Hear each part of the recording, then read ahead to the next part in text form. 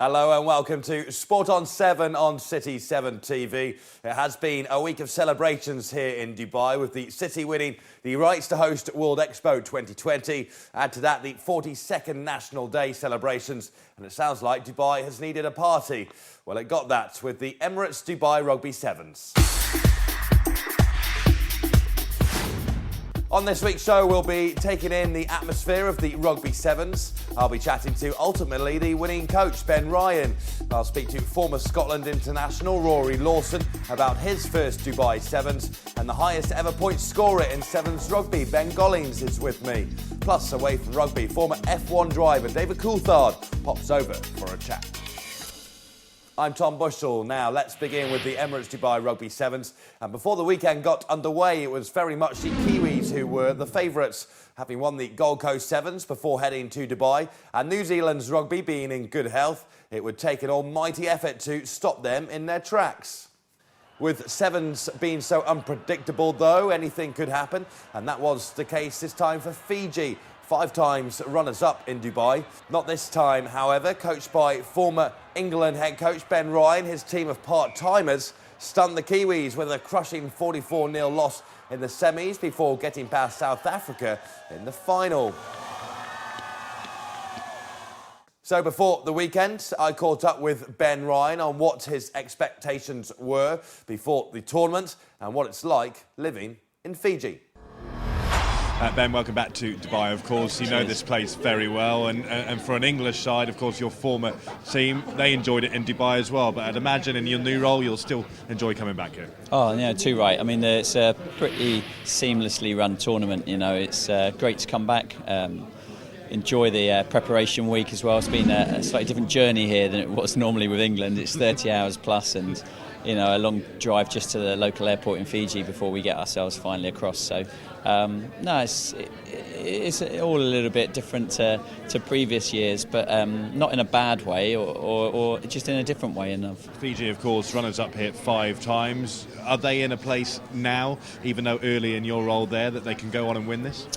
The depth of talent in the country means that they're going to be in with a shout in every tournament. But this is the start of a chapter, really, and we are aiming towards Rio Olympics, and I'm trying to put some standards in place that are lasting. So there's obviously a great deal of public desire to win straight away, but I think they also understand that we're on a bit of a journey here, and it was a time when Fiji Rugby needed to make some changes. I'm, I guess, facilitating that at the moment, but I enjoy coaching the boys. They play with this natural charm and enthusiasm and playfulness that rubs off on you, really, and gives you that real love for the game again. And how are you enjoying the new change as well? Obviously a long way from home nowadays. The weather will be a bit better though. Yeah, I've got to put the factor on.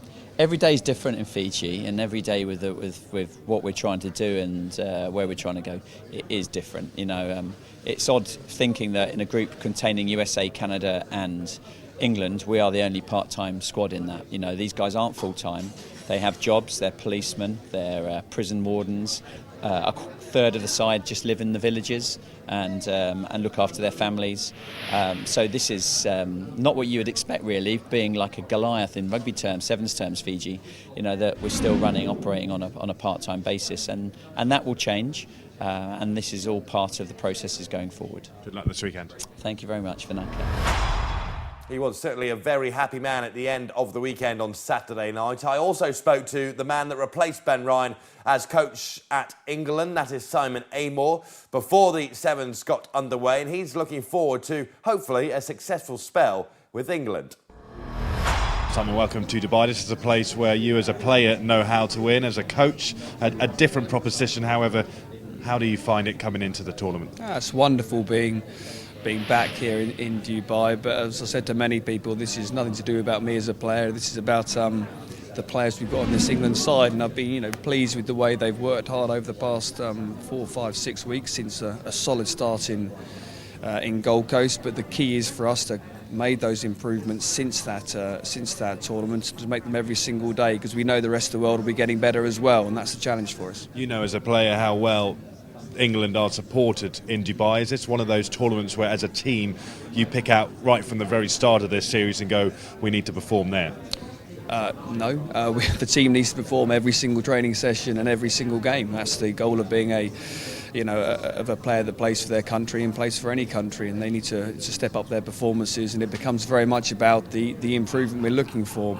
Dubai is a special tournament. The support that is given here to English players and to a number of other teams is excellent. And the atmosphere that comes from the 3,000 other rugby players for the invitational tournaments and the women's as well being involved makes it a really unique event. So it's an amazing atmosphere and one that does inspire players. Obviously, with that support, I mean, obviously, why do England always perform very well here? Is it because it's a short distance from England, the weather's nice as well? I don't think England always perform well here. I think they've had some good success here, and I think that's down to a number of factors. One is about the crowd making a big difference to the guys and lifting them and creating that pressure and stuff, but also it is about the guys learning from their previous tournaments and getting better and making those improvements, and that's certainly what we're focusing on for this one. As a new coach of the team as well, I know a lot of the teams obviously looking ahead to Rio and the Olympics, and the Sevens been in that Olympics come 2016. Is that something you're looking ahead to as well? No, we're very much focused on the here and now. We're trying to, with this group of players, I'm 8 weeks into the job now, so we've got some decent foundations put in place here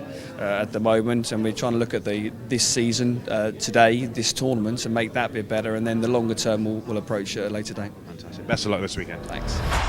England, of course, finished fourth overall at the Emirates Dubai Rugby Sevens after losing out in the semis to South Africa and then losing the fourth playoff to New Zealand. Now, that's it for part one, but when we come back, we'll be taking in more of the atmosphere of the Emirates Dubai Rugby Sevens. We're back in just a moment on Sport on 7.